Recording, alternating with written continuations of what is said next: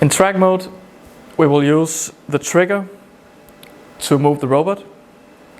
But first we need to make sure that the joystick is pointing in the same direction as the robot. This means that the pointer on the joystick is pointing in the same direction as the pointer on the robot. It also means that the buttons on the joystick is pointing in the same direction as the tool I/O on the robot. Then we can hold down the trigger and see that the robot follows our movements.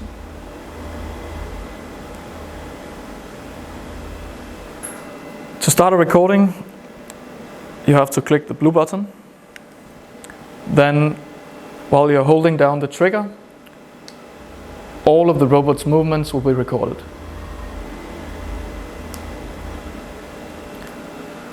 Once you're done with the recording, you click the blue button again.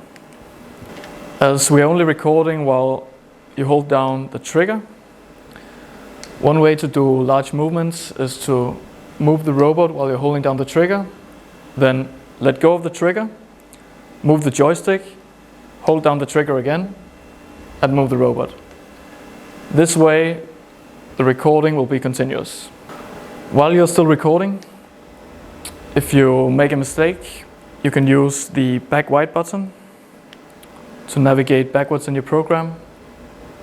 Once you go past your mistake, you can continue and override. To add a track node, we go to Program Robot, Empty Program, and we go to Structure and UR Caps. In here we will find the Mimic program nodes. We add the track node and go to Command.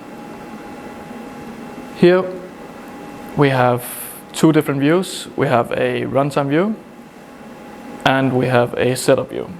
First we have to do the setup. We can use the default settings for the TCP, the joystick and the transmitter, and we're not using a conveyor in this setup. All we have to do is give it a name.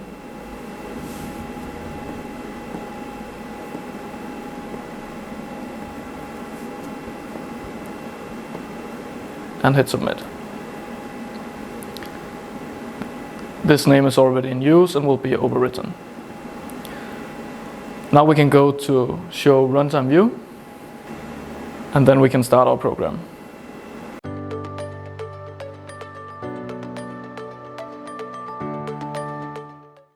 In runtime view, we have some extra options that can be toggled while recording. The first one up is scale joystick movements. If we set this to ×2, then when I move the joystick 20 centimeters, the robot will move 40 centimeters.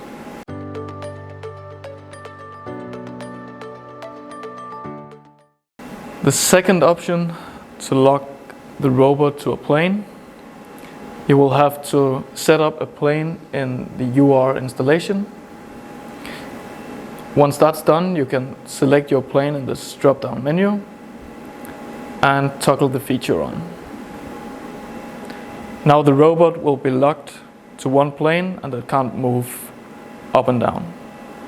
For more information on how to create a plane, see one of our other videos.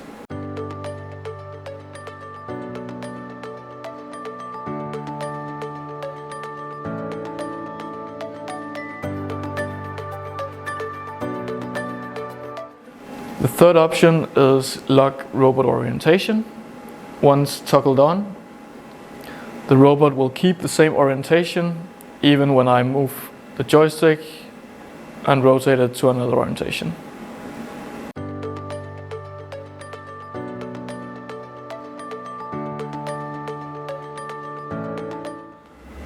The last option here is a quality of life option. If you press and hold it, the robot will align itself with the joystick.